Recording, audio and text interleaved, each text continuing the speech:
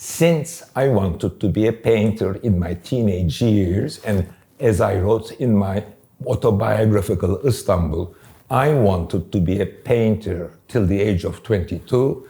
A screw was loose in my head, and suddenly I switched to writing novels. This interest from art world makes me very happy. Relatively speaking, compared to other novelists, I consider myself a visual novelist. There are also other visual novelists. I am, in that sense, like Tolstoy, like Proust, who was particularly interested in painting, that I communicate my stories through pictures. What do I mean by that? In my essay book, Naive and Sentimental Novelist, I try to depict what I do or what I think and theorize novelists do. A novelist first has a picture of a scene in his or her mind. His writing is doing what the Greeks call ekphrasis, getting that picture in writing, then it is edited, published as a text.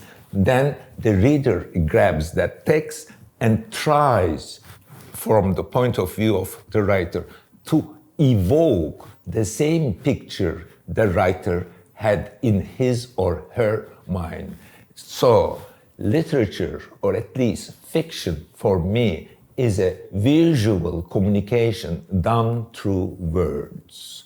That is, in the end, where as a novelist, I say there are first pictures, not words. I start with an image. I start with a scene. Then the story comes. Sometimes there are overabundance of scenes, maybe half of them autobiographical, half of them something we fantasize, we invent. A story, if each of these visual nerve endings, these glimmering, shining stars that I want to talk about, I need a story to connect them. Let's call all of these brilliant stars leaves. Then we need a trunk, the main story, and branches that connects them. That first, again, there are visual representation of our experiences or our fantasies. Then we invent a story that will connect them. Story is never at the beginning. There are always these visual images, shining stars that we want to talk about. Like all Turkish boys around between ages of 17 and 21, I wrote poems and had a little but major, compared to my age, success in prestigious literary magazines. But somehow I said to myself, no, I don't want to be a poet.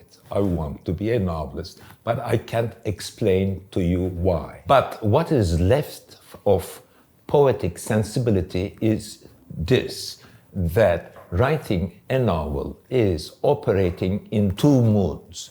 One is more or less rational, editor-like mood, where you correct yourself, where you're very rational, organizing the plot, the drama, the character, where there is also the poetic mood, which is irrational, which comes most of the time at night, which I know I should respect.